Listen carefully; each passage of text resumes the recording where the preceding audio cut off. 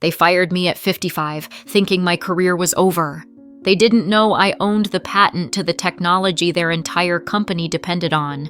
Sarah, after 15 years working in tech, "We're reassessing your position," announced Margaret Thompson. Her voice contained barely hidden satisfaction as she sat across from me in a small meeting room. Beside her was Jessica from HR, both maintaining carefully rehearsed expressions of concern. "Your contribution has been very valuable," added Jessica, smoothly sliding a folder made of thick cardboard toward me. "But we're restructuring the research department with the product development team." I thoughtfully nodded and accepted the folder but didn't open it. Inside surely lay a standard severance package. 2 weeks' salary for each year of work, medical insurance extension for 3 months, and a list of career consultants whose services I would never use anyway. "I understand," I replied calmly. "These decisions are never easy." Relief flickered across their faces. Perhaps they expected tears, protests, or at least a flash of anger. After all, they were pushing out a 55-year-old woman from an industry where youth is valued above experience. What they didn't know was that I had anticipated this moment several weeks ago, ever since an accidentally received email made it clear my departure had already been decided. "You need to clear your workspace by Friday," Margaret continued, encouraged by my outward calm. "By that time, we should receive your badge, corporate laptop, and phone. The team will learn about everything this afternoon." My team, 6 talented engineers whom I had personally hired and trained, the same people with whom we developed the distributed data processing algorithm, the key technology that now underpins TechVantage's main product, AccountSphere, accounting software used by more than 40% of companies on the Fortune 500 list. "Of course," I said, rising from my chair. "Is that all?" They exchanged glances, slightly embarrassed by my restraint. Margaret was the first to regain her composure. "For now, yes. Thank you for handling this professionally." As I walked back to my office, I passed by the glass conference room where management was meeting. Through the transparent partition, I could see the CEO gesturing emphatically before a slide titled Q3 Revenue Forecast. The same Victor Lawson who at last year's industry conference took all the credit for creating the algorithm, mentioning me only as one of the research team members. I closed my office door, took out my personal phone, and sent a brief message. "It's happening. Friday is my last day." The reply came instantly. "Perfect timing. Contracts are ready. Dinner tonight?" I smiled, looking at the calendar on my desk. Today was Wednesday. On Friday, I would leave TechVantage forever, and on Monday promised to be very interesting. That evening, I met with Gregory Savant in Meridian, an elegant restaurant located far from TechVantage headquarters. As the CEO of Precision Systems, TechVantage's largest competitor, Greg had reserved a private room hidden from curious eyes by elegant Japanese screens. "So they actually did it," Greg shook his head after we ordered. "I suspected they might, but to get rid of the person who developed their key technology..." Victor never understood what exactly I created, I answered, taking a sip of water. He only saw the implementation, the interface, the marketing possibilities, but the architecture itself was just some technical aspect to him.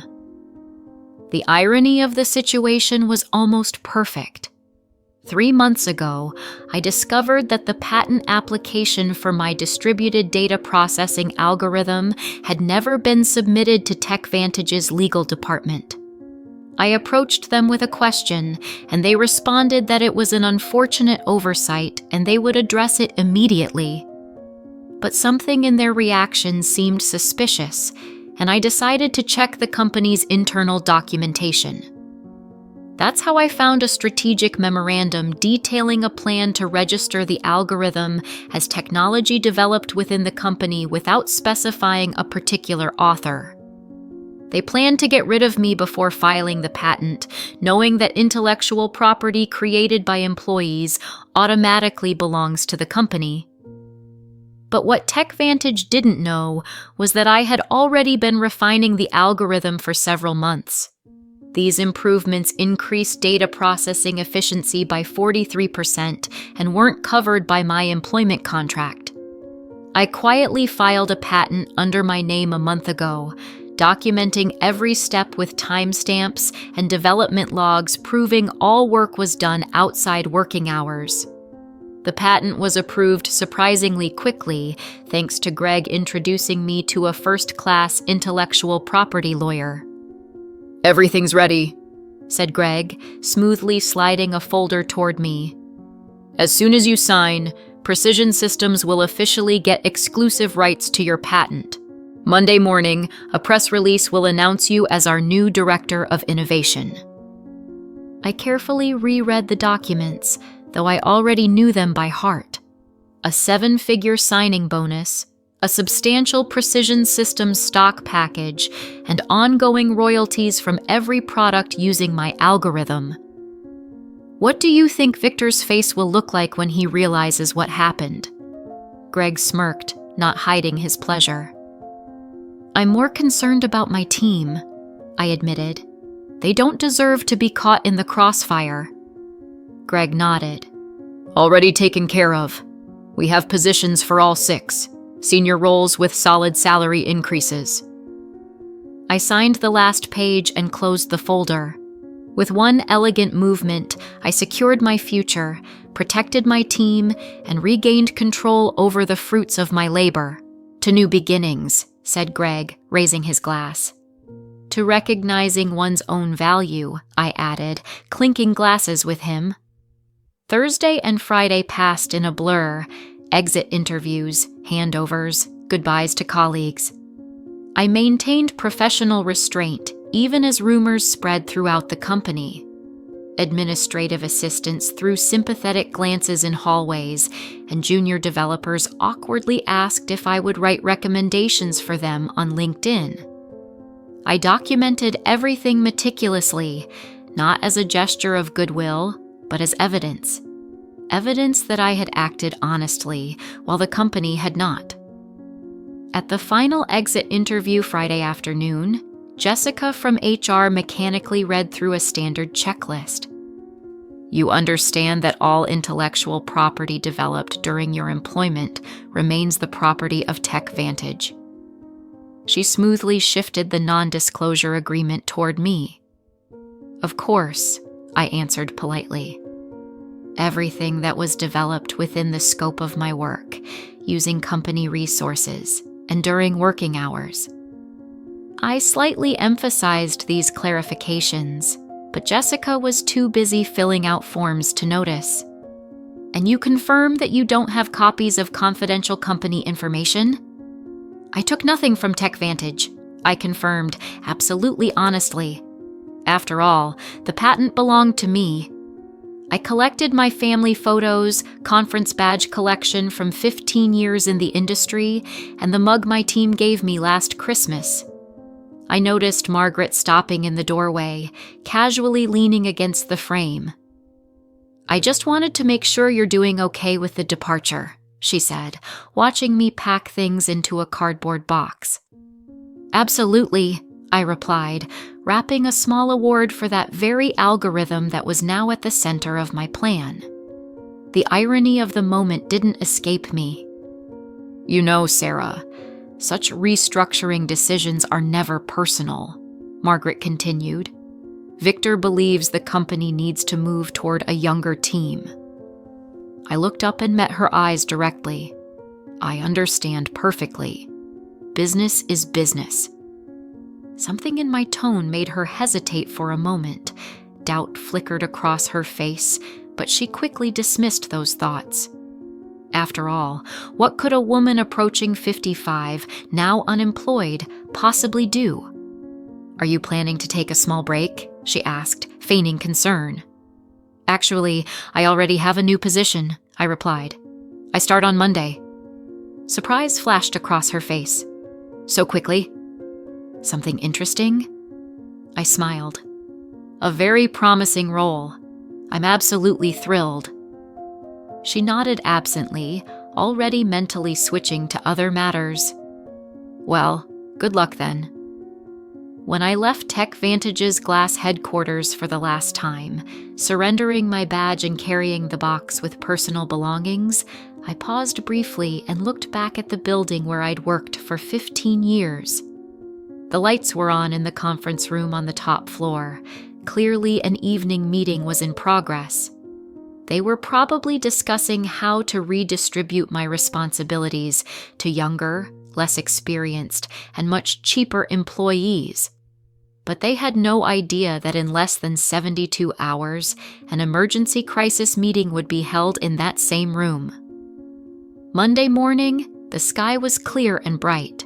I had carefully chosen my outfit, a new charcoal gray suit bought specifically for this day. At precisely 7:30 a.m., a Precision Systems corporate car arrived at my home to take me to their headquarters.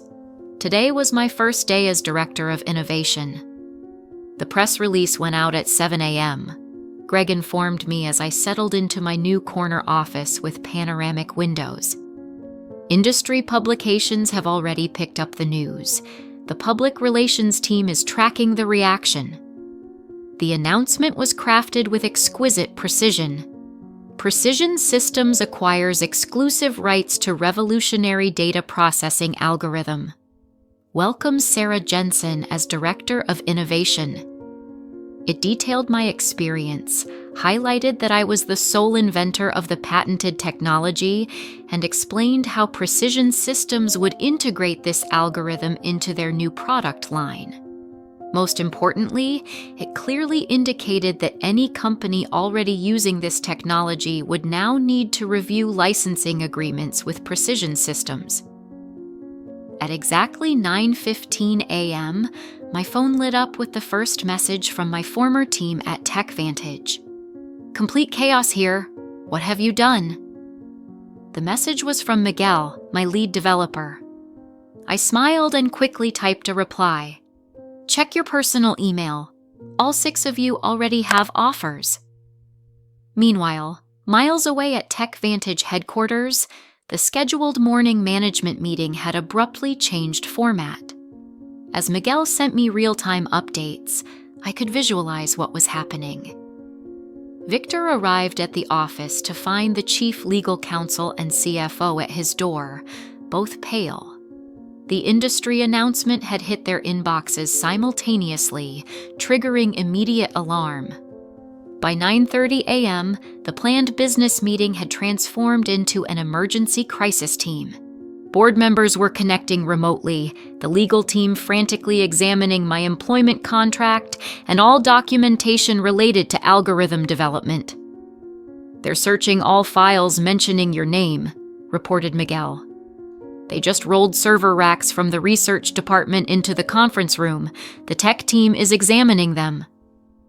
I could easily imagine the scene. Victor pacing the conference room, berating the lawyers. By this point, company shares had already begun to fall. Investors hated uncertainty, and this announcement created it in abundance.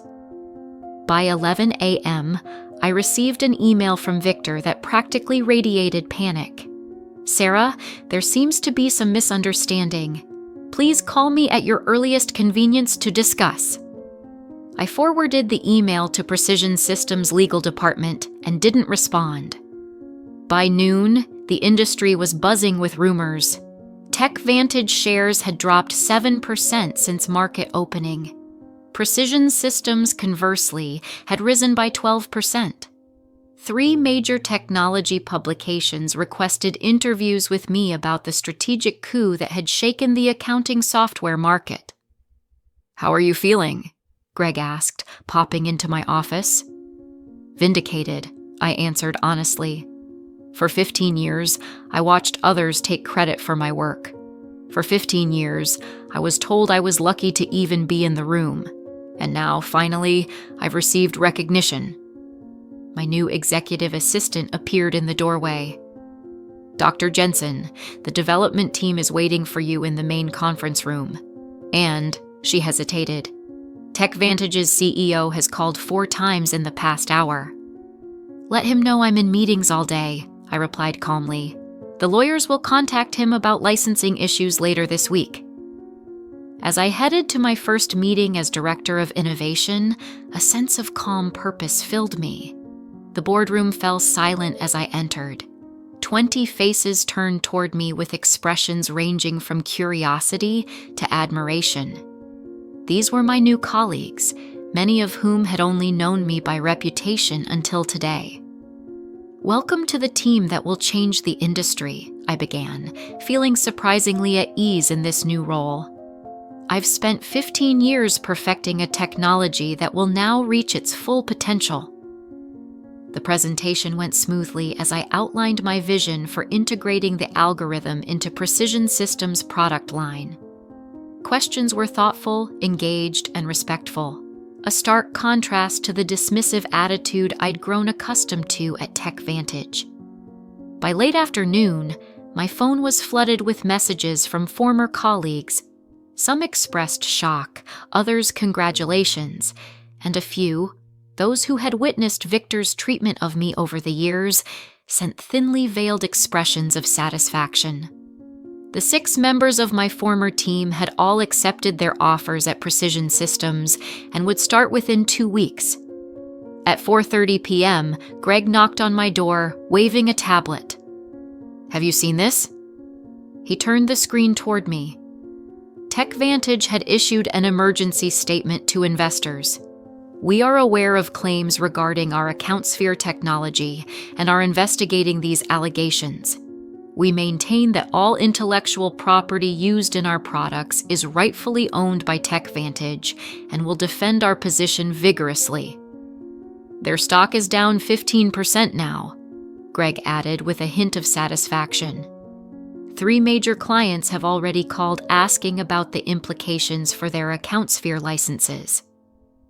Just then, my personal phone rang, Victor's number. After 3 attempts to reach me through official channels, he was trying my personal line. I let it go to voicemail. You're not going to talk to him? Greg asked. Not yet. The power dynamic has shifted, but he doesn't fully understand how much. I smiled. Let their legal team spend the night reviewing files. Tomorrow will be soon enough. The voicemail notification appeared moments later. I played it on speaker. Sarah, this is Victor. There's clearly been a misunderstanding. Whatever grievances you may have, we can work them out. Call me back immediately. This situation is damaging to both companies. His voice held an unfamiliar note. Fear.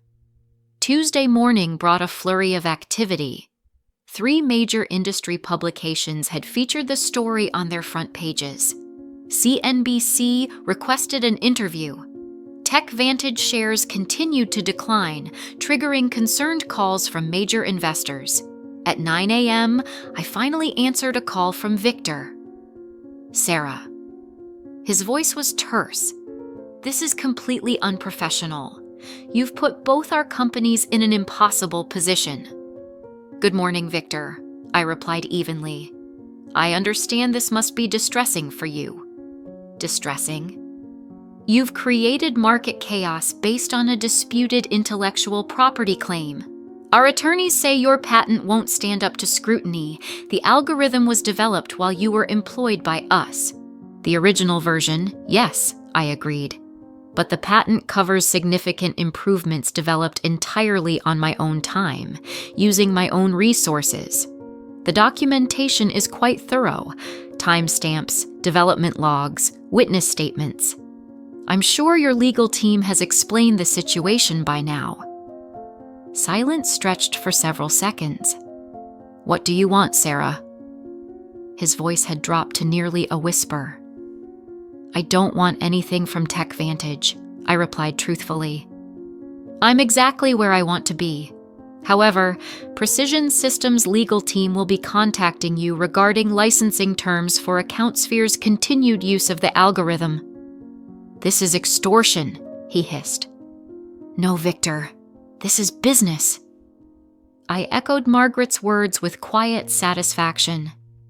I suggest you prepare your board for the reality that licensing this technology will impact your profit margins considerably.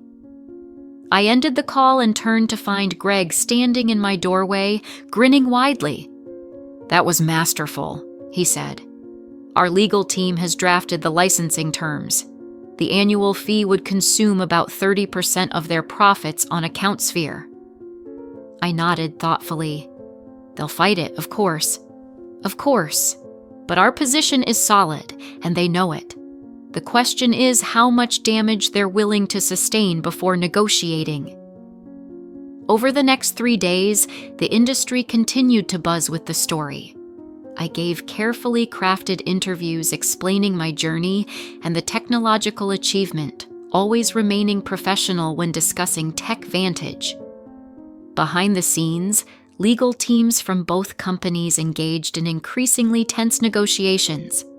On Friday morning, exactly 1 week since I'd left TechVantage, my executive assistant announced an unexpected visitor. Margaret Thompson is here to see you. No appointment. I raised an eyebrow in surprise, but nodded. Send her in. Margaret entered my office, her confident stride noticeably diminished. The woman who had so smugly overseen my departure now stood uncertainly before me, taking in the expansive corner office with its panoramic views. Quite a change from last week, I observed, gesturing for her to sit. Sarah, she began, then paused to clear her throat. I've come unofficially. The board doesn't know I'm here. I'm listening. Victor is facing a vote of no confidence next week. The stock has fallen 23%. 2 major clients have already suspended their AccountSphere contracts pending resolution of the IP dispute. I nodded but remained silent. He sent me to... She hesitated. To see if there might be a personal solution. Something between you and him, without the companies involved. I leaned forward. Are you suggesting Victor wants to buy the patent personally? She nodded.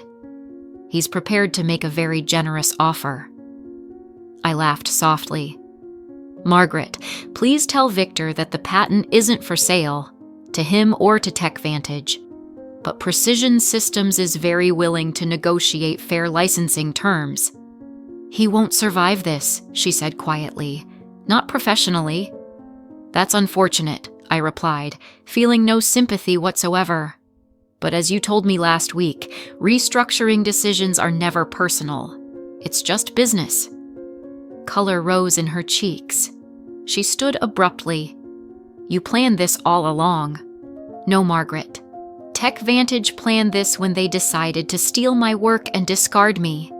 I simply recognized my own value when they failed to. After she left, I stood by the window watching the city below. 15 years of being undervalued, overlooked, and marginalized had culminated in this moment of complete professional vindication. The algorithm that Victor had dismissed as just some technical aspect had become the fulcrum on which the industry had tilted. My phone buzzed with a text from Miguel. Board just called emergency weekend session. Victor cleaning out his office. Rumor says they're ready to accept licensing terms. I smiled and typed back, how's the team doing? Excited to start Monday. Also, you're trending on Twitter. Like a boss. 2 weeks later, I sat across from TechVantage's new CEO, Diane Richards, as we finalized the licensing agreement. The terms were still heavily favorable to Precision Systems, but slightly less punitive than the original proposal. I want you to know, Diane said as we signed the final documents, that I opposed Victor's approach from the beginning. Your contributions should have been properly recognized and compensated." "Thank you," I replied, "though I suspect I'm better off now than I would have been if they had." She smiled ruefully. "Undoubtedly. The irony is that Victor's presentation the day you were let go was about how AccountSphere would generate record profits this quarter. And now those profits will be shared with Precision Systems," I noted. Later that afternoon, I walked into our main development lab where my former team, now my new team, was setting up. Miguel looked up from his workstation with a grin.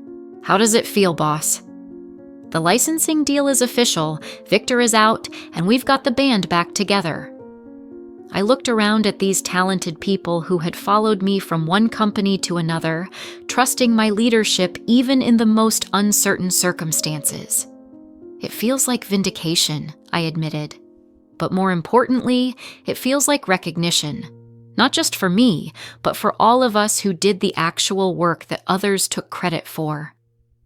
"So what's next?" asked Lori, our UI specialist. "We've shocked the industry, upended a major competitor, and positioned ourselves as the new innovation leaders. How do we top that?" I smiled, thinking of the new algorithm improvements I'd been sketching out over the weekend. Now comes the fun part. We show them what we can really do when our creativity isn't constrained. As we gathered around the whiteboard, I felt a profound sense of rightness.